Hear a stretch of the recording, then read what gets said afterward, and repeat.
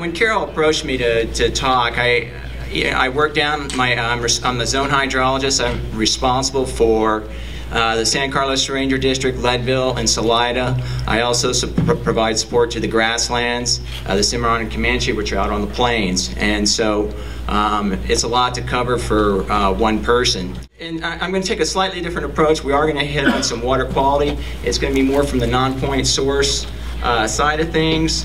And when Carol and I were visiting, because we're on the phone about an hour, and she goes, yeah, you'll work just fine. And I think it's important to maybe show what the federal government, these are your National Forest System lands. These aren't, we manage them for you.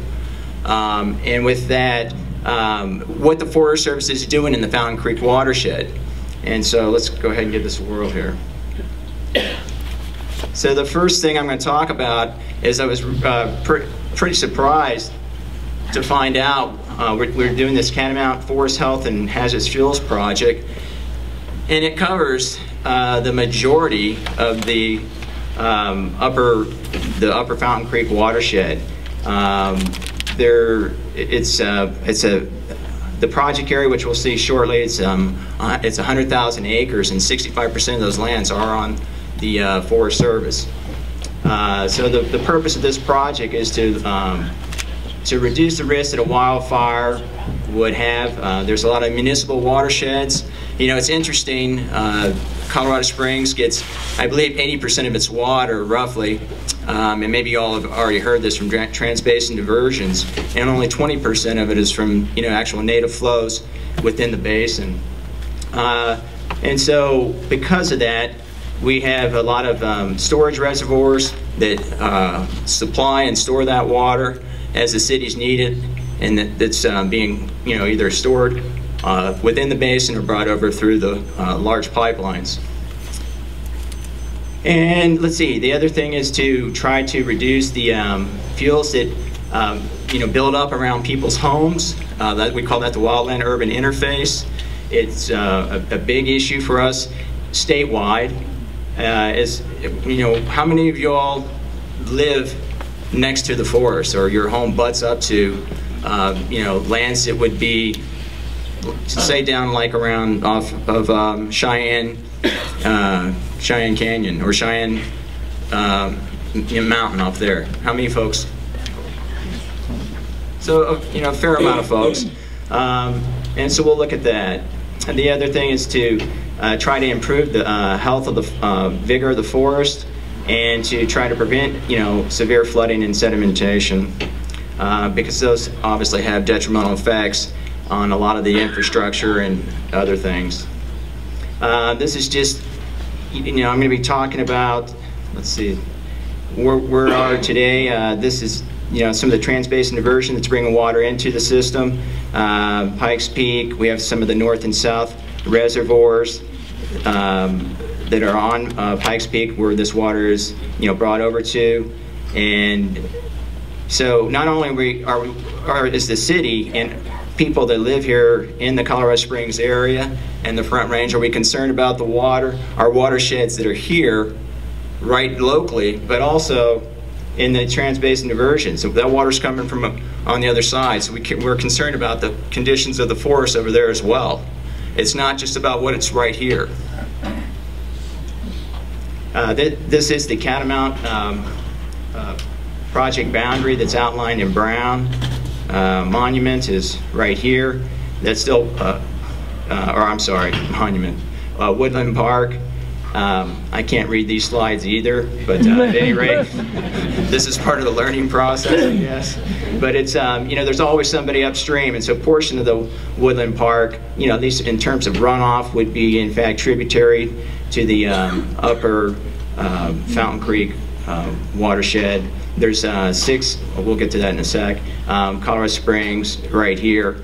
And, you know, Rampart Reservoir sits under the map right here. So the, you know, one of the pipelines that's coming over was actually delivers water to Rampart Reservoir. And, you know, that's not within this particular study area, but, you know, there's North and South Catamount and Manitou and a variety of other small reservoirs there. These are the watersheds that are within the study area, and most of them,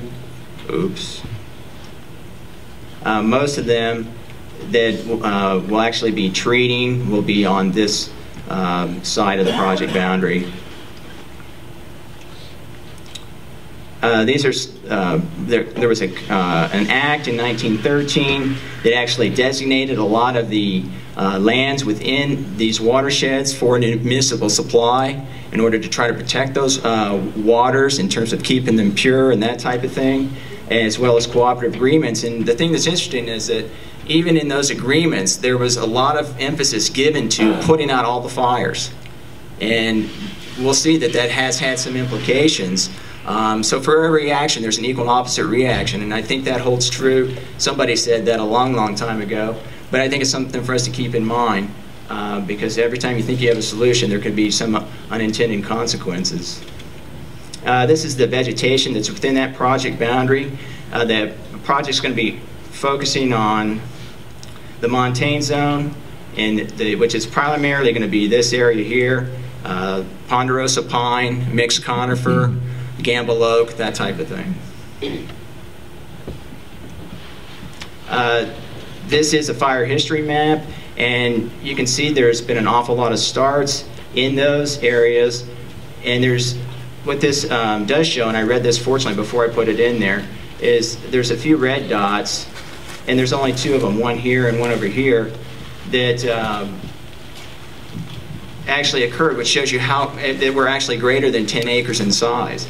All the rest of those starts are generally less than an acre or between 1 and 10 acres, so quite small, which means as a society we've been very effective at putting those things out, and as a result the vegetative communities through their successional stages continue to go down that path that they would without the influence of fire being into that community as part of that. What am I trying to say? Well, you know what I'm trying to say. Let's just leave it at that. Sorry. These are what this map is showing is what they call the fire regime condition class. It's a departure from what that historic vegetation would be if in the presence of fire. And so because we have put out a lot of those fires and a lot of those strikes occur in that montane zone that we're looking at there and some on the backside on the northwest side of Pikes Peak, we've basically we've taken those vegetative communities and they've evolved they've evolved into not evolved, but they've basically progressed into just becoming dense, thick stands, and I'll try to illustrate that on the next slide. This actually had a divide between right down the middle, and so I think on the left side, I was just trying to illustrate that if you had the presence of fire, historically, that's what it would look like, and without it, you'll get that buildup. So then this is a fire hazard map that takes into effect the current conditions of the vegetative communities, the presence of homes and topography and those type of things. And you can see that a fair amount of it is in pretty high condition. We're very susceptible to it, and we've already seen that. I mean, we all know about the Hayman fire and the Buffalo Creek fire and a lot of large fires. And so we're trying to see what we can do. You're never going to eliminate those. I think that's an important thing to realize. And so there will be those consequences when those fires, do come. But we're trying to make a stab at doing what we can. This is the wildland-urban interface. You can see every dot on here is a structure.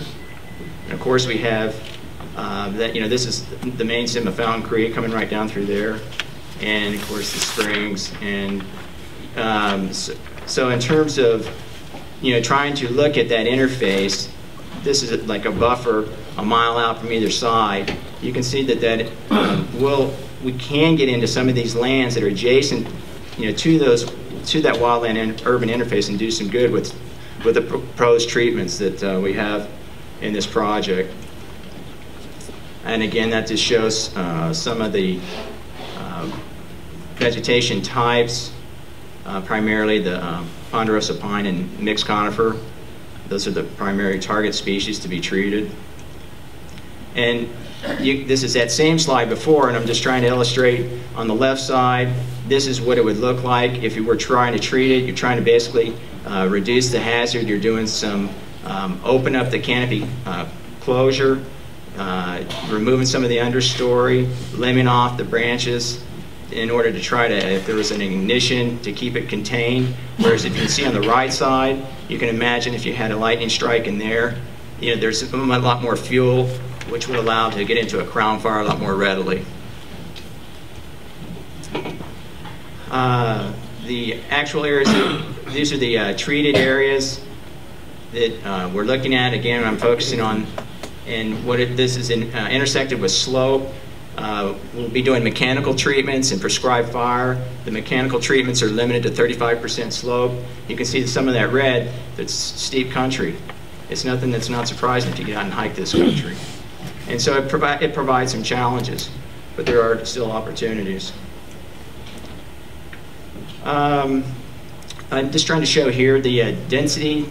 This is not all the streams, but you can see that, you know, there's a lot of conveyances for sediment and so forth.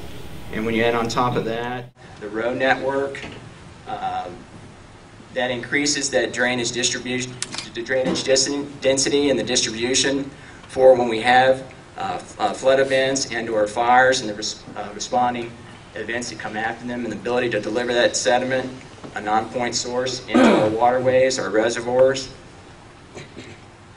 And so now I just want to try to, I didn't bring any pictures of, because I don't work on this, on the Pike, I work on the San Isabel side, just to try to illustrate some of the visual effects to get you thinking about what it is that a project like this, Catamount Project, will try to do in terms of reducing the wildfire and improve forest health conditions and that type of thing.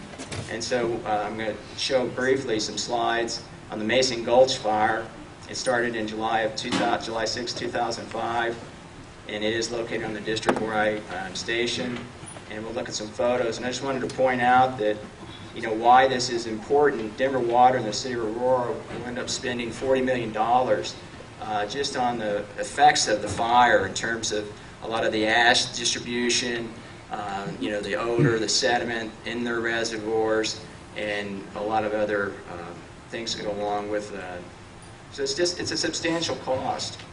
And, you know, because Colorado Springs has, I read in one of the articles, I think it was in the Southern Delivery System when I was trying to prepare, that we don't have a water problem, we have a plumbing problem. And we have a lot of infrastructure to maintain, and so trying to be able to do something that would enhance that and protect that, it would be very a wise investment.